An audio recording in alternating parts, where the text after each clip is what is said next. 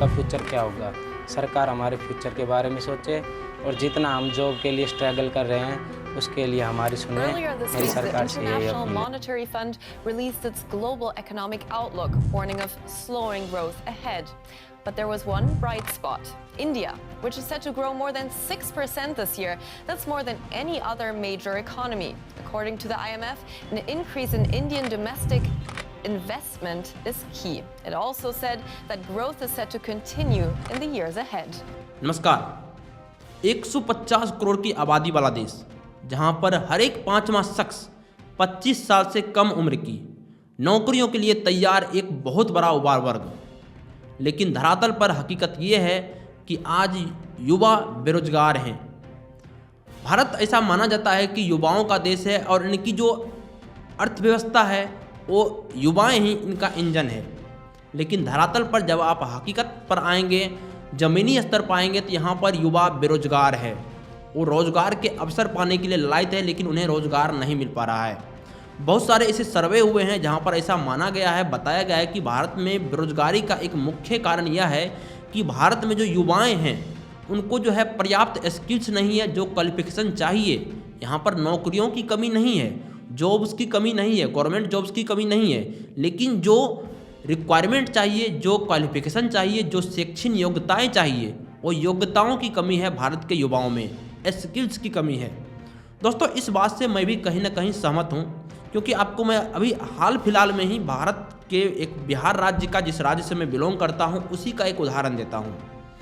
दोस्तों, इस साल 2024 में बिहार में जो टोटल बिहार बोर्ड के लिए यहाँ पर फॉर्म भरे गए थे, टोटल 16 लाख स्टूडेंट लमसम यहाँ पर फॉर्म डाले थे बिहार बोर्ड की 10वीं पास परीक्षा के लिए।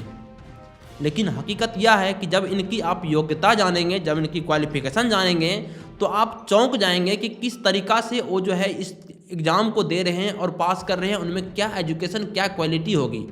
और जब यही बच्चे आगे चलकर बेरोजगार हो जाते हैं तो उनकी जो है एक जनसंख्या बढ़ जाती है और ऐसा कहा जाता है कि भारत जो है बेरोजगारों का देश है। लेकिन हकीकत ये है कि भारत में जो एजुकेशंस हैं उनमें जो क्वालिफिकेशन चाहिए वो क्वालिफिकेशंस की कमी है, स्टूडेंट्स में स्किल्स की कमी है, योग्यताएं की कमी है। स्टूडेंट्स खुद पर ध्यान नहीं देते हैं, जिस कारण से ये अनएम्प्लॉयमेंट रेट बढ़ता है। अभी मैं आपको कुछ क्लिप्स दिखाता हूं, जिस क्लिप्स की मदद से आप जान पाएंगे कि भारत में जो अनएम्प्लॉयमेंट है इसकी मेन वजह क्या है, मेन रीजन क्या है। इनका पूरा नाम बता दीजिए। न्यूटन का पूरा नाम नहीं याद है। नहीं याद है? के बारे में मैंने नहीं पढ़ा। अच्छा, कितना नियम है बताइए। किसका? न्यूटन का। वो नाइन्थ क्लास में पढ़ना था, मैंने 9th क्लास नहीं पढ़ा। नहीं पढ़ा। न्यूटन का कितना लॉ? न्यूटन का कितना न्यूटन का तीन। अच्छा, पूरा नाम क्या है? न्यूटन का इलेक्ट्रॉन, प्रोटॉन, न्यूट्रॉन। इस वीडियो में आपको जो है एक रिपोर्टर न्यूटन्स का पूरा नाम यहाँ पर पूछ रहे हैं, जबकि ये 10th का एग्ज़ाम देने आए हैं और इनको न्यूटन्स का पूरा नाम तक नहीं पता है। इस हद तक यहाँ पर बेरोजगारी है, इस हद तक यहाँ पर स्किल्स की कमी है। और जब सर न्यूटन्स का नाम नहीं पता होगा, यदि कोई न्यूटन्स के 3 लॉ पूछ ले तो उनमें तो सोच ही सकते हैं कि किस लेवल की इनकी एजुकेशन हुई होगी। और न्यूटन्स का तो बात छोड़िए, 3 लॉ का छोड़ दीजिए, सिर्फ इतना पूछ लीजिए कि न्यूटन्स के कितने नियम हैं, वो तक यहाँ पर जवाब नहीं दे पा रहे हैं बच्चे। और कह रहे हैं कि मैं जो है एजुकेशन, जब ये क्लास चल रही थी उस दिन मैं बंक कर गया था, अब्सेंट कर गया था, ऐसी रीजन्स यहाँ पर दे रहे हैं। और इस टाइप की ढेरों सैकड़ों रीजन्स मैं आपको बता सकता हूँ, एग्जाम्पल दे सकता हूँ, जहाँ पर स्टूडेंट्स में डायरेक्टली क्वालिफिकेशंस की कमी नज़र आती है, स्किल्स की कमी नज़र आती है। और बाद में यही जब अनएजुकेटेड यूथ जब बड़ा होते हैं, मैं यहाँ पर इसको जो है बोलूँगा पढ़ा लिखा बेवकूफ़, पढ़ा लिखा युवा जब बड़ा होता है तो वही अनएम्प्लॉयमेंट्स में गिनती जाते हैं। और भारत की जनसंख्या एक तो पहले से ही बहुत है, और ऐसा कहा जाता है कि भारत की जो है अनएम्प्लॉयमेंट रेट बहुत ही ज़्यादा है। और इनमें आप ही बताइए कि इसमें गवर्नमेंट क्या करेगी, क्या कुछ कर सकती है यदि आप में। और दोस्तों, प्राइवेट सेक्टर्स में भी आपको मालूम है कि अभी एप्पल्स के और बहुत सारे माइक्रोसॉफ्ट के बड़े बड़े कंपनियों के, विदेशी कंपनियों के यहाँ पर जो है उत्तर प्रदेश में भी और बहुत जगह यहाँ पर उनका जो है कंपनी एस्टेब्लिश हुई है, उनमें जॉब वैकेंसियाँ निकली हुई है। लेकिन यदि आप में योग्यताएं ही नहीं है, स्किल्स ही नहीं है, तो कहाँ से आप उसमें फॉर्म भर पाएंगे और कहाँ से आप उसमें जो है क्वालिफाई होकर आप जो है सेलेक्ट हो पाएंगे। दोस्तों, यही रीज़न है कि भारत में अनएम्प्लॉयमेंट की एक बहुत बड़ी रीज़न है। हाल में ही एक इंडिया स्किल रिपोर्ट आई थी, जिसके अनुसार ऐसा कहा गया था कि भारत में जो युवाएँ हैं, जो भी डिग्रियां धारी हैं उनमें ज़्यादातर यहाँ पर अनएम्प्लॉयमेंट्स देखी जाती है, क्योंकि वो अनस्किल्ड हैं। अभी मैं आपको दिखाता हूँ कि यहाँ पर देखिए, जो भारत में इंडिया स्किल रिपोर्ट आई थी 2023 में, उसके अनुसार MBA जो भी करते हैं, जो भी MBA की डिग्री लेते हैं, उनमें 40% ऐसे युवा हैं जो नौकरी के योग्य ही नहीं हैं, उनमें स्किल्स की कमी है। आपका इंजीनियरिंग में टोटल 43%, आपका बीकॉम में जो बीकॉम से ग्रेजुएशन करते हैं, स्नातक करते हैं, उसमें 40% ऐसे युवा हैं जिनमें स्किल्स की कमी है।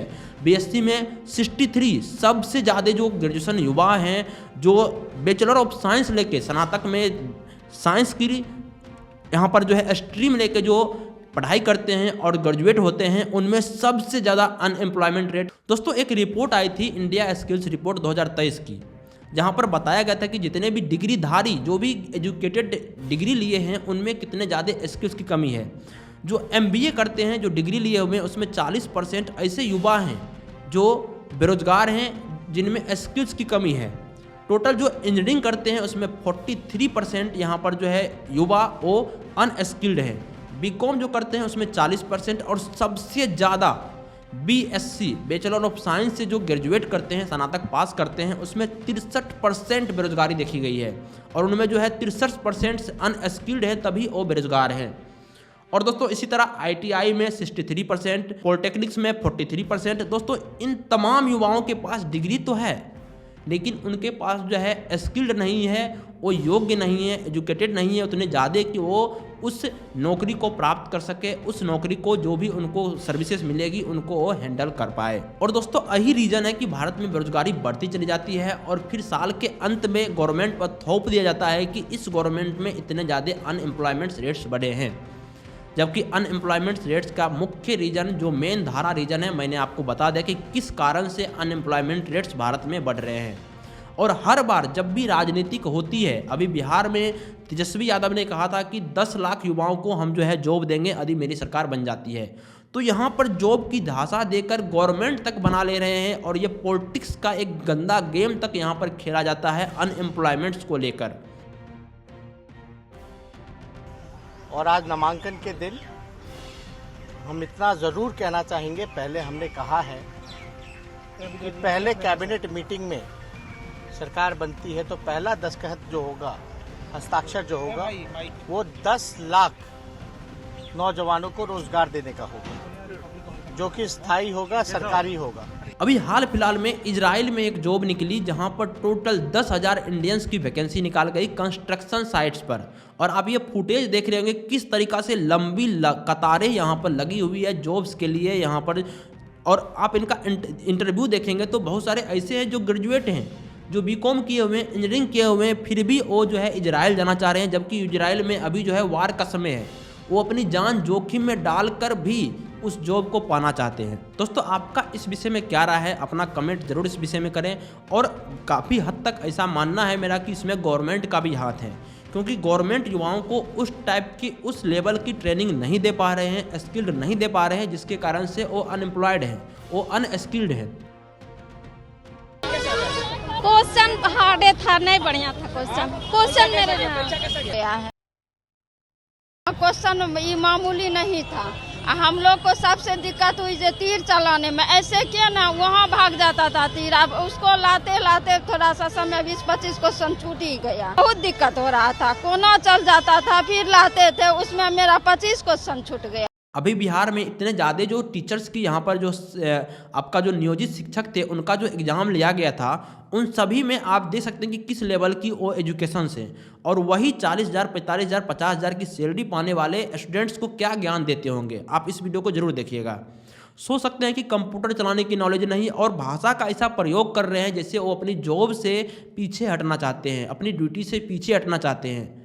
तो कहाँ से उनमें स्किल्ड आएगी, कहाँ से उनमें उस टाइप की क्वालिफिकेशंस भरी जाएगी। तो दोस्तों, आप अपना कमेंट सेक्शन में जरूर अपना बहुमूल्य राय दें, ताकि एजुकेशन सिस्टम सुधरे और जितने भी युवा हैं वो स्किल्ड होकर जॉब में अपना जो है एक योगदान दें और देश की तरक्की में अपना योगदान दें। धन्यवाद।